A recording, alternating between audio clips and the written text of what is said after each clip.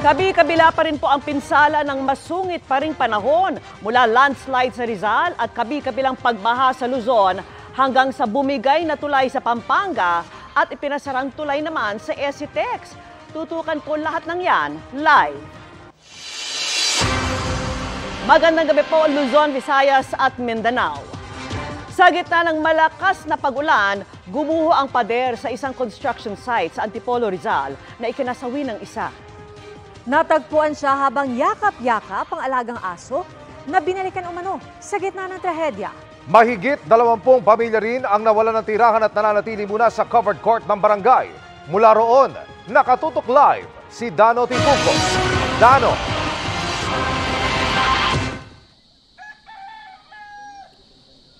Vicky Pia Emil, isa ang nasawi habang 22 pamilya ang nawalan ng tirahan matapos gumuho ang isang pader ng construction site dito sa Barangay Santa Cruz, Antipolo, kagabi.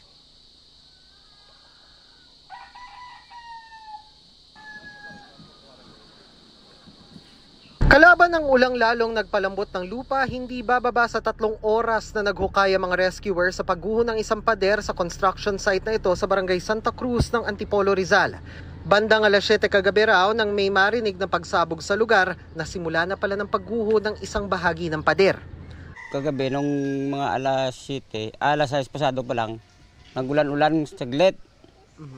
Yun, mag-alas 7, gulat na lang ako na sumabog yan dyan yung nila, yung buong pader. Kagabi nung gumuho yan doon sa dulo, madilim na. Yun, gulat na lang ako ba't gumuho. Tapos yung pangalawa, mga mga bandang alas 7:20, ito gumuho na rin. 2 bahagi ng pader ang gumuho. May mga nakalikas pa raw bago gumuho ang huling bahagi. Bilis lang.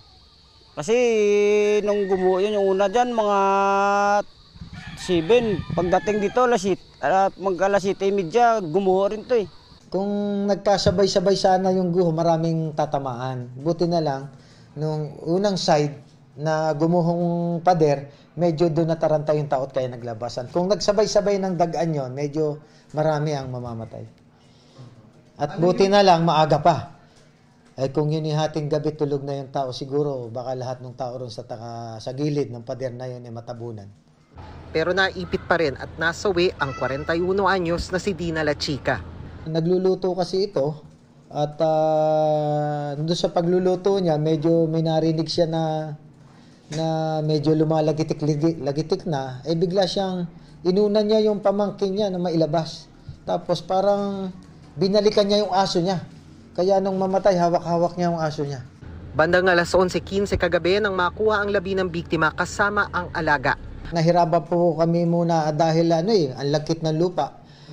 Buti na lang po at may nagpahiram ng bako para po agarang mahukay namin yung natabunan po. Hinanap po namin, di namin makita ng bako, hindi matuntong kung saan lugar yung talaga nadagaanan yung tao. Kaya naghukay kami hanggang sa nakita namin lumabas yung ulo at doon namin po ginamit yung mano-mano na para hindi masyado masalanta yung katawan ng... 22 pamilya naman ang nawalan ng tirahan at pansamantalang tumutuloy sa modular shelter sa covered court ng barangay at binigyan ng relief goods.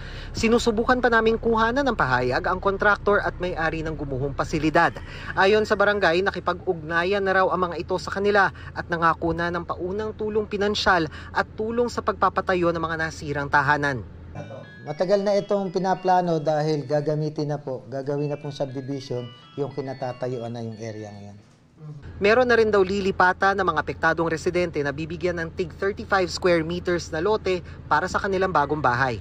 Matagal na itong pinaplano dahil gagawin na pong subdivision yung kinatatayuan na yung area ngayon.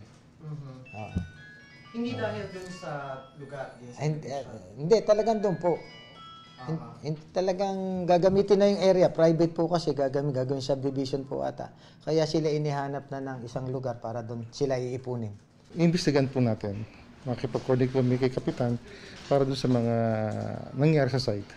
So sa ngayon, kailangan natin makita ano talaga yung naging epekto.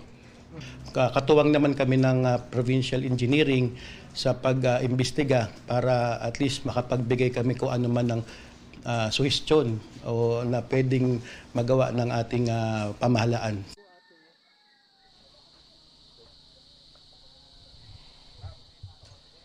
At Emil, sa covered court ng Barangay Santa Cruz ngayon, pansamantalang nanunuluyan yung mga nawalan ng tirahan dito sa lugar ng pagguho kung saan tayo kasalukuyang sumasahimpapawid. Nakatakda namang imbestigahan ng provincial government ang insidente para malaman kung ano ang sanhi nito at ano ang mga hakbang na dapat kunin para hindi na ito maulit pa. Emil? Maraming salamat, Dano Tingkungko.